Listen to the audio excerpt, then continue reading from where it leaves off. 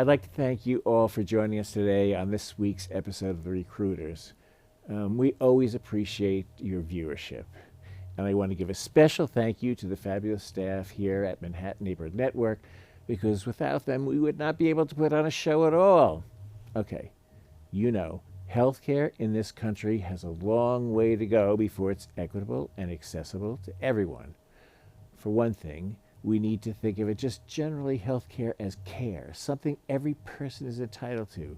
Now, HIV and AIDS still casts a long shadow over the inequalities that are so blatant in our healthcare system.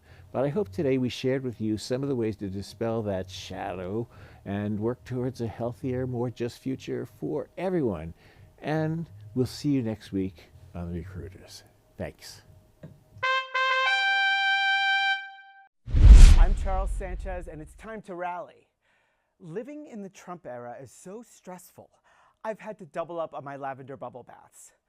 Every day, it's another alert. Breaking. The president said some fucked up thing or did some fucked up thing. And I'm like, cool. Was this the fucked up thing from last week, the fucked up thing from this morning, or a brand new fucked up thing? We're told self-care is like yoga, meditation, lavender bubble baths. But in the Trump years, self-care is literally turning off the news at 9 p.m. before I start Googling how to move to New Zealand. Forget yoga. I'm just trying to pry my shoulders down from my ears. Even therapists are overwhelmed. Therapists are like, okay, breathe in, breathe out, while at the same time sucking on a vape pen so hard you think they were applying for a porn job. So here's a reminder, now more than ever, self-care isn't selfish. It's survival. Because when politics feels like a constant hurricane, you've got to put on your own oxygen mask first. If you're burnt out, you can't fight. If you're exhausted, you can't show up. If you're rage tweeting at 2 a.m., you might actually be the president. So what do we do? Here are 3 survival tips for the political roller coaster. 1, limit your media diet. Yes, be informed, but you don't need a 24/7 IV drip of cable news. Read a summary, then close the tab and go eat something delicious. 2, connect with community.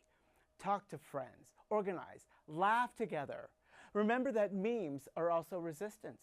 Creativity is resistance.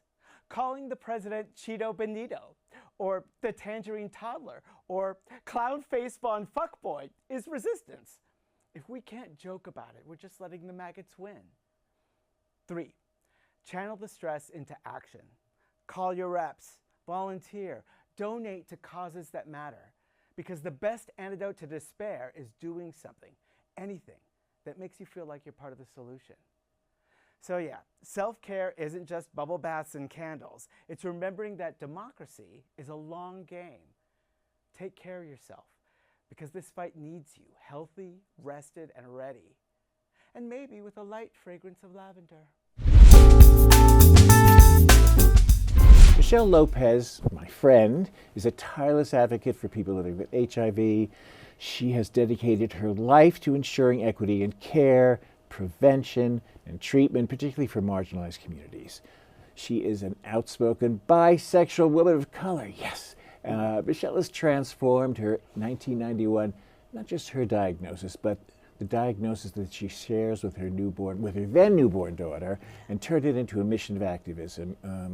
Michelle has served on local and national boards. She's advanced consumer involvement across the board, particularly in people making healthcare decisions. And Michelle has led many impactful initiatives, such as the HIV Treatment Works in New York.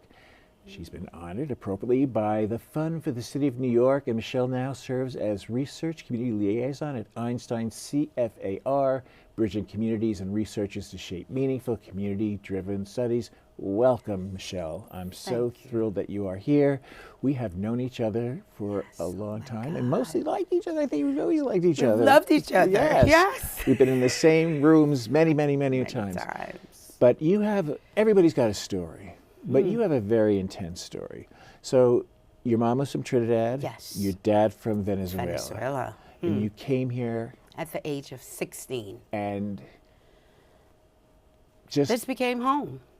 Who comes here? but like adventurous, I was ready. people that we need to be here. I was ready. I was trying to find myself. I think that you were ready to come here. Maybe we were ready to have you. To have Maybe.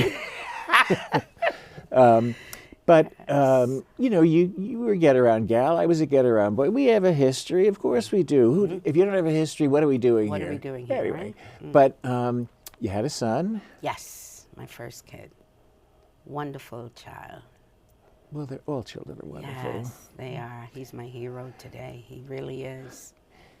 Now he was pretty uneventful, even though you were a baby when you had him. But your daughter, this was a big deal because was a everything very happened big all at deal. once. So Life tell us a little started. bit about that. Oh my God, I got diagnosed. Raven was 9 months old as a newborn baby. Started getting very sick, but the double-edged sword that was going on, I was living also too in a severe domestic violence, and I got one of the worst beating from that man that night, but it was the best because I'm here now to tell the story.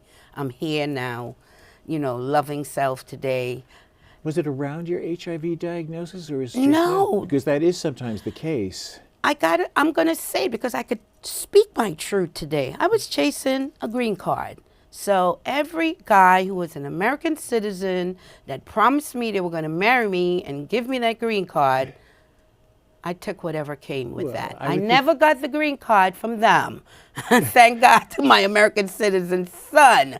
Today, Oh, wow. I have my legal status. I've been helping a woman whose daughter, now that she's gotten it, it can help everybody. Yes. But it's a very dangerous time. She was like, I want to visit someone. There's a few. I said, do not leave the country. Don't go. That's the situation, But I've said to my son, because both him and my daughter, they're very fearful of the present atmosphere.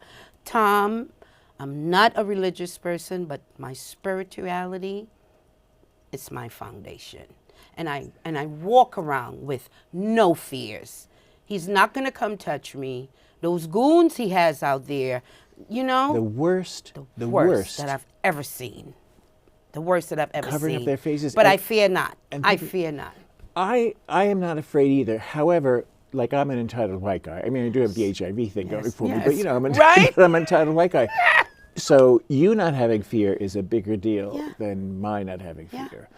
So this show is called The Recruiters. You have been recruiting people forever and ever. What are you doing now when there are some people who are terrified? What I am doing now is a lot of what I would say damage control, because from my friends who are in the transgender community, my friends who, are still, I have a trans husband. He lives out in Boston. Oh. Absolutely a trans man, and I love him. His name is Sean. Hot, right? Hot. Hot, okay? Yes. So let's get Men who are not here. completely heterosexual tend to be more, they want everyone to be happy like gay men. They want everyone to be like, everyone gets to have a good He's a time. great Sometimes heterosexual, cook. but We are not. both foodies. When he comes to New York, we go out and have these great Does he have a dinners, and cousin? he takes me, okay? Let me check into that. But my dear, I gotta say, fear drove me into the hands of finding community. Let me put it that way. I got this diagnosis. At that time, I was pretty much what we would call today, she was a non-documented immigrant.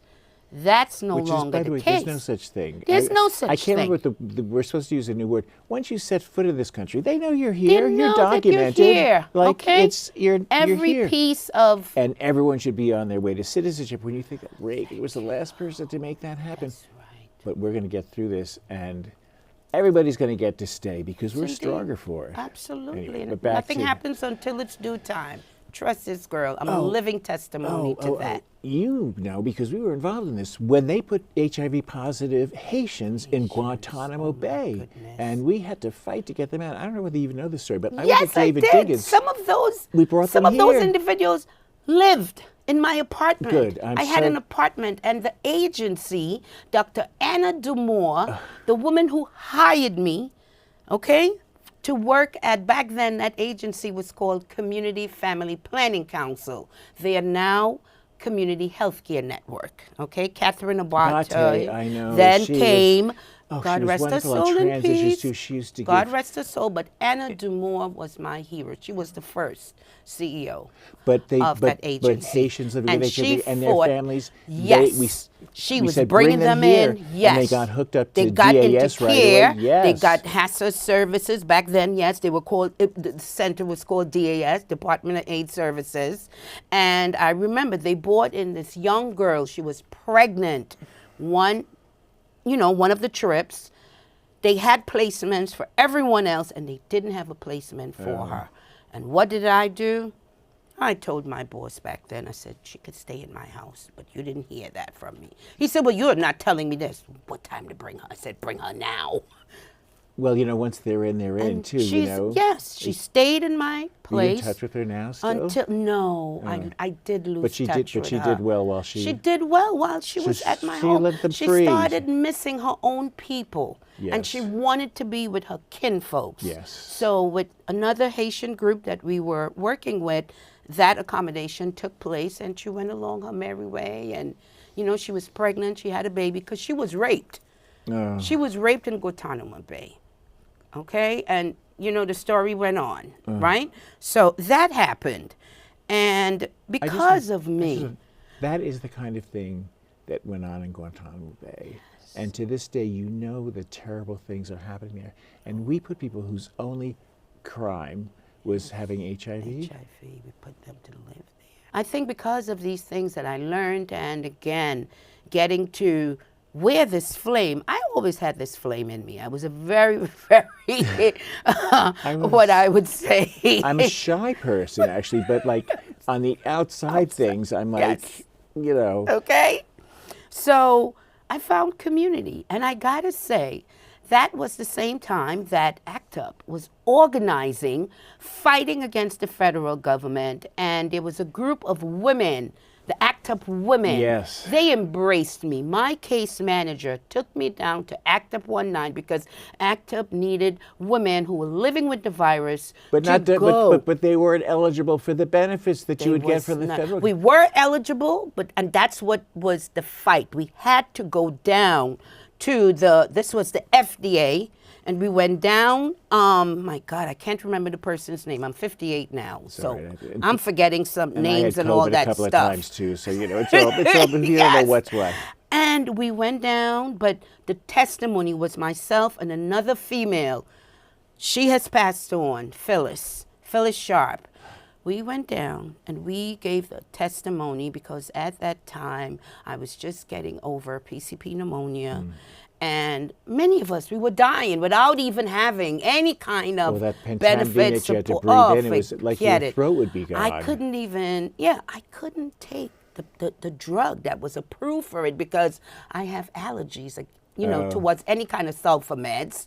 So I couldn't take it. And, people were already writing me off. Oh, she got the PCP pneumonia. That's it. She's going to die. Here I am to tell the story.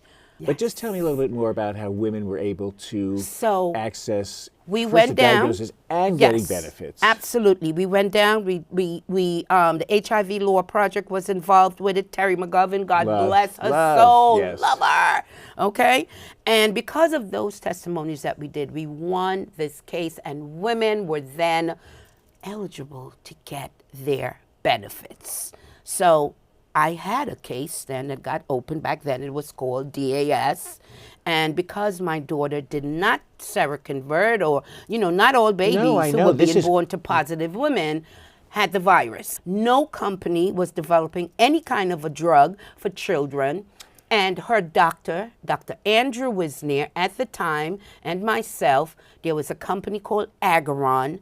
And we met with Agaron Pharmaceuticals because Agaron was the maker of a drug called Viricep, which was one of the first protease inhibitors. That children may or may not have been able to use. And children could not use it because they did not have a dosage formulary. And what did I do? She was 5 at the time. I said, what does she have to lose? She's getting sick.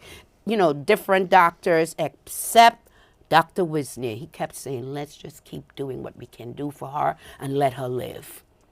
And we met with Agaron. Raven was the child. My daughter was the child that made it possible so that children had a drug With a safe dosage, Raven was utilized to get the pharmacokinetic dosing for Viracep at 5. I did not know that And part of the she story. did it, and she lived. Oprah did a show right after this happened because every one of the different news media, okay, were contacting me and, what made you do this? Won't you scared? I remember very good friends of mine, Michelle, you're crazy, don't do it. I said, what do I have to lose?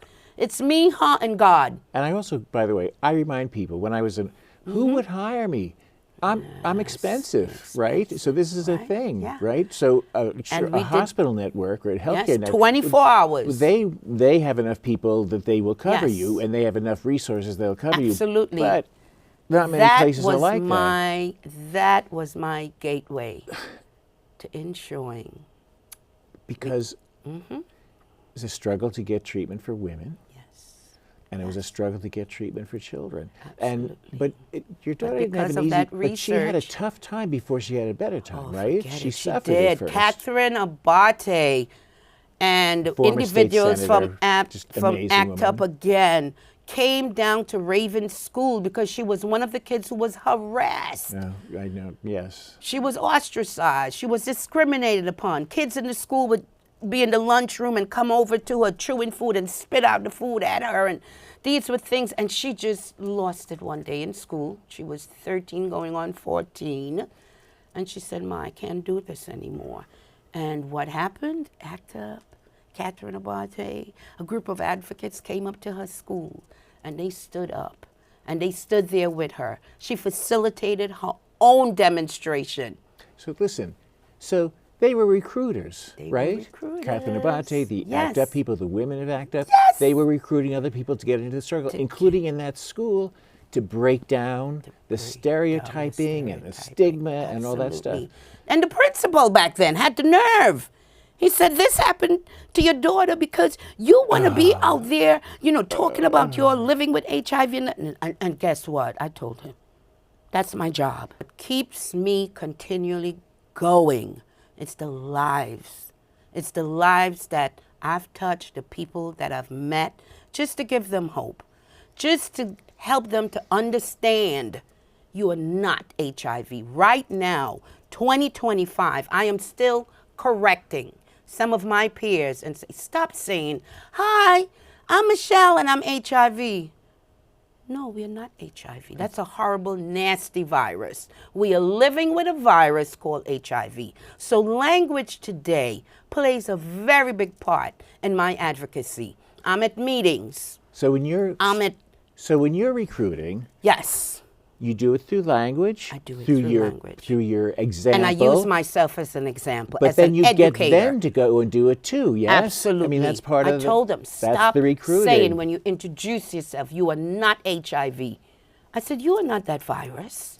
It's in your body because if we stop taking our meds, what happens? Plus, it comes right back. I shouldn't say this with a little bisexual. She is hot, ladies and gentlemen. She is hot, but she's got that guy up in Boston. Lucky him. I did promise everyone we would talk a little bit more about You Equals You. Tell me about You Equals You because I have just become better at it. I was like, I was doing it wrong. I was like, Tom, the words are in my mouth just ready to flow out.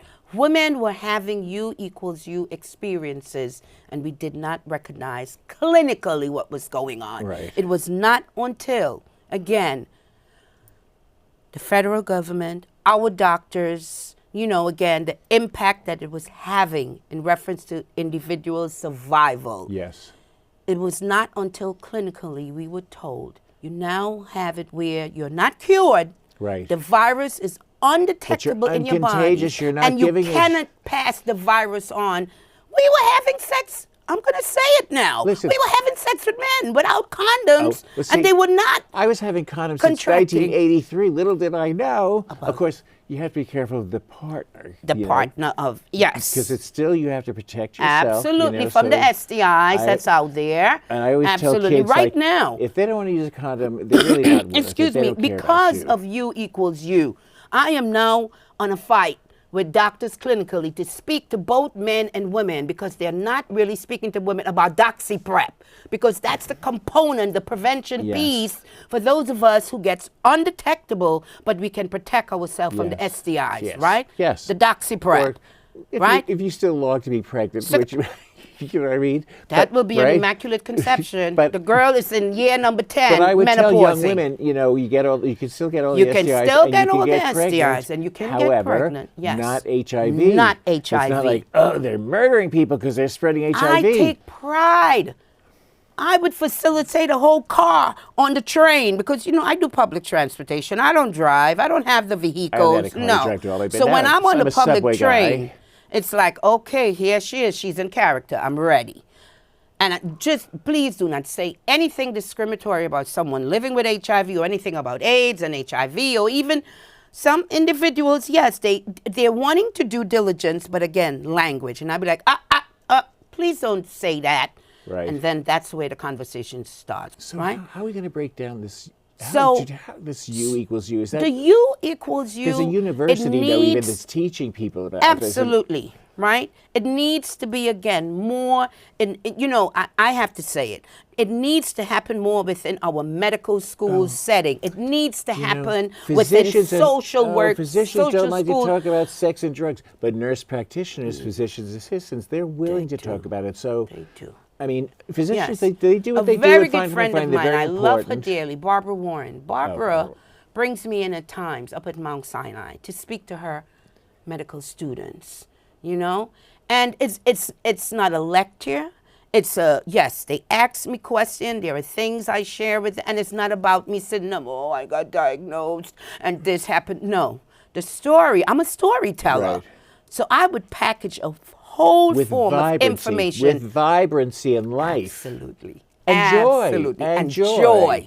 Joy fills my heart to Yes. tell the truth, Yes. to live my truths, to Yes. explain to people.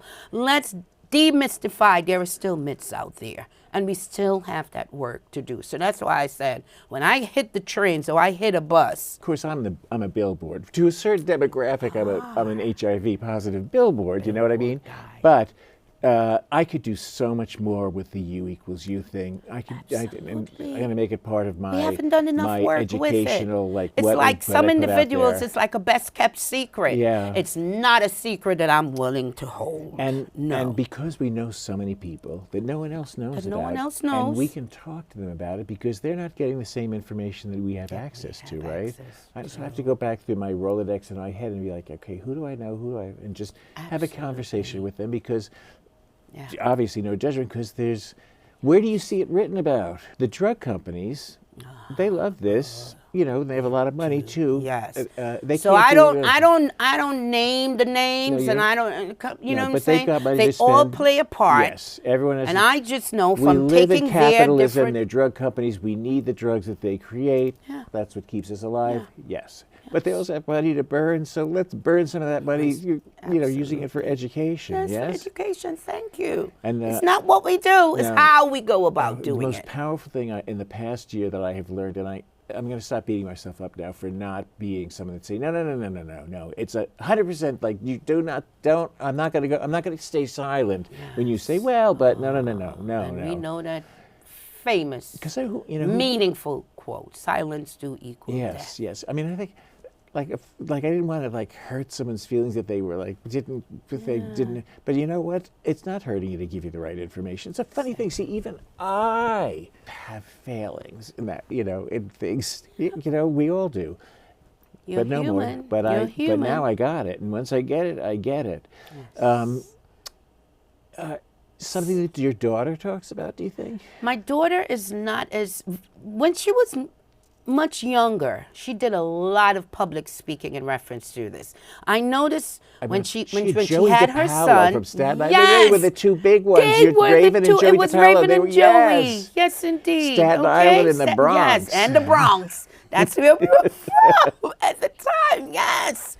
Okay, so I don't know where Joey's at. Oh, I saw him. Oh, But God, I know, you know, he's doing great. He did amazing work. Just by his mere existence, just that Yes. he kept going to school. He wouldn't let them stop.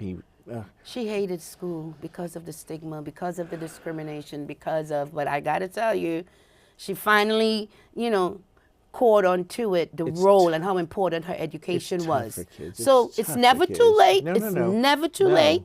She went back By and the way, did some. It's something that teachers should be doing. It's not your. It wasn't been your daughter's responsibility. Like when she was able to do, she's able to do it, which is great because some are never able to do it. But could I tell you, her brother, who was negative, my son, was the one who said to me, He's a "Ma, proselytizer. just let Raven be. When she's ready, she's gonna go back to school and she's gonna, acclaim herself." And that's exactly what happened. Listen. How often do you still get World AIDS Day? That's the day everybody wants me to talk on World AIDS Day. yeah. Like every day is World AIDS Okay, Day. But that's the big, I joke. Hello. Is there a Hallmark card? Happy Thank World you. AIDS Day. 'Cause Happy World I AIDS get Day. so many invitations to celebrate World AIDS. Oh my God! I gotta tell you, I'm gonna be keynote speaker myself, and a very big researcher, Dr. Kathy Onastis. It's an honor for me and Kathy to be speaking together because the history that we have had, and we are both going to be keynote speaking for Grounds Round. Okay, Grounds Round are Wonderful. only done by clinicians. I've been asked because, again, of my method and who I am and the doctors that I work with now. They said, "Michelle, we got to hear from you because our theme this year is looking at equality, partnership, meaningful collaboration between clinical and non-clinical folks." I'm And we're going smiling to do because some my work. two older brothers are attorneys, right? I could never have made it through law school. I barely got out of college. It was like, I mean, I got the degree, but it was Well, my college was UCLA, the University of the corner of Lenox Avenue. That's where I met her But dad. I say, as I said, after this, I'm going to go down and fight for some night attendance. Like I know, particularly New York City law, but I have argued Situations and argued- circumstances. We earned our degree. Yes, It's an honorary doctorate. I told people that. And I by am speaking of that, honored. by the way, hopefully you'll be recruiting more people to bring in civilians that know their stuff to go out and educate even more Absolutely. people. It has happened. When is this event? This event is going to be on December the 3rd, and we're going to be up at Montefiore in the large auditorium. In the beautiful Bronx. In the beautiful Bronx, the boogie And Montefiore, down Bronx. one of our academic medical centers that's going to get slaughtered by the cuts to Medicaid. I'm just saying. Okay? But We're going to get through it, Tom. yeah, we'll get through it. We're going to No. get I mean, through we've it. lost a lot. We're going to regain that, but we have to make something better. Yes. So this won't happen again. Because of this experience that we have had Yes. as advocates and activists, every experience that we have. The old timers, those white guys that wrote all these things, they said when it stops working, you got to fix it and make it better. You got to do something new so it works. They anticipated there'd be something terrible like this guy that's running the show. Absolutely. Yes. Ugh. He's not running the show. He's he, not. he makes believe Things he's are running being the show. allowed. And he's weak. My mom used to instill in her children, people will only do things to you if you allow it. And I couldn't understand it back then. I get it now. Yeah, I do too. I All right. get it now. So you equals you. No one pushes us around. pushes us We are around. activists till the We day still have to we have continue another 50 educating. years of educating, breaking down stigma, and Absolutely. making the world a Absolutely. better place for people who just happen to have Thank you. HIV because Right. they're beautiful people. Because they're Like yourself. gorgeous, lovely yourself. people. I love you too. Lovely people. All right. Love you, man. I'll see you soon. I thank you. We'll do yes. this again.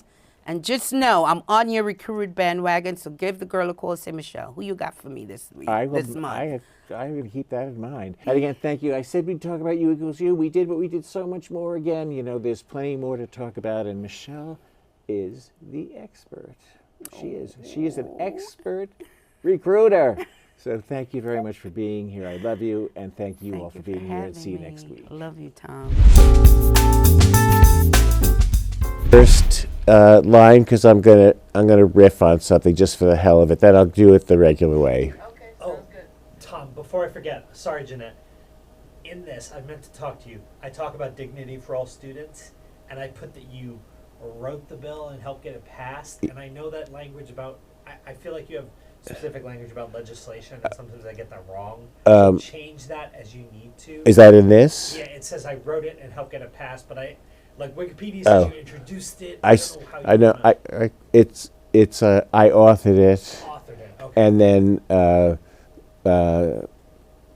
was a lead sponsor, and eventually got it passed through the Senate Okay. with gender identity expression and weight, and body weight, their body involved in it as well. Now, if Danny O'Donnell sees it, he'll say he did it, but that's not true because he came several years after I It is a arrived. TV show, so. He came several years after I did, and the bill was already pending. I'm just Right. saying. Well, it says wrote, so if you want to change it to authored when you do it, of course, go ahead. I forgot to check. There's a whole story with it was a very sweet story about that too, which I'll tell you afterwards. Yeah. Not for now. Okay. Okay, coming up in 3, 2, 1. Welcome to the Recruiters. Now, what I want to say is, hey, welcome to the Recruiters. I'm Tom Duane, blah, blah, blah. Or say, hey, but I'm not going to do that. I'm going to say, welcome to the Recruiters. I'm Tom Duane, former New York State Senator Tom Duane.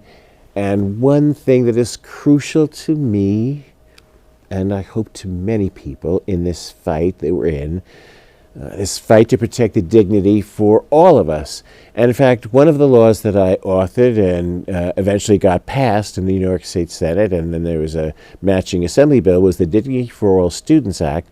And what was exceptional about that was there were so many, and sometimes it was like gay white men. They were like, oh my God, don't put transgender in it, it'll never pass. But it included gender identity expression. All but 2 or 3 Republicans voted against it. They all voted for it, 2 or 3 voted against it, but not because of gender identity expression, just because there wasn't enough punishment in it, because my bill was to head off bad things from happening in schools. So that was the Dignity for All Students Act. Very proud of that. It also included that you had to be sensitive about a person's body, because there's nothing worse than being a fat kid in school. Let me tell you, as someone who was in the Husky range, not a lot of fun. Anyway, it is to sort of try to work to prevent harassment and bullying, and it just is supposed to be seamlessly woven through the curriculum of the school. And you know, everybody, adults, children, everyone deserves to live with dignity. Certainly in the city, in the state, and in the country, and please, around the world. And when we acknowledge the dignity of every human being, even those we disagree with, we build on. Of course, there are people who wear animal suits, but that's kind of dignified in its own way. Okay, I'll leave it at that. Anyway, all that and more today on The Recruiters, so stick around. It was too much, too long. Okay. Yeah, I think I was just don't give the whole. Yeah, I know you're. Yeah. I just wanted to play. I think you don't need to play. Hey. The law, but also enunciation. You're slurring a little bit. Yes, well, yeah, because yes. Yeah, dignity and restore, fighting to restore and preserve. Like don't worry about going too slow. Is what I would say. I should have read this before I did this, which I Yeah. no, because then because it's Yeah, you kind of need it in your head a little bit before you're. and to get the rhythm, it. Yes, totally. Well, that's why we do it more than once. Because it's like poetry. Yeah. Okay, one more time, Jeanette, please. I'd like to thank you all for joining us today on this week's episode of The Recruiters. We always appreciate your viewership. And I want to give a special thank you to the fabulous staff here at Manhattan Neighborhood Network, because without them, we would not be able to put on a show at all. Okay, healthcare in this country has a long way to go before it's equitable and accessible to everyone. For one thing, we need to think of it just generally healthcare as care, something every person is entitled to. Now, HIV and AIDS still casts a long shadow over the inequalities that are so blatant in our healthcare system. But I hope today we shared with you some of the ways to dispel that shadow and work towards a healthier, more just future for everyone. And we'll see you next week on The Recruiters. Thanks.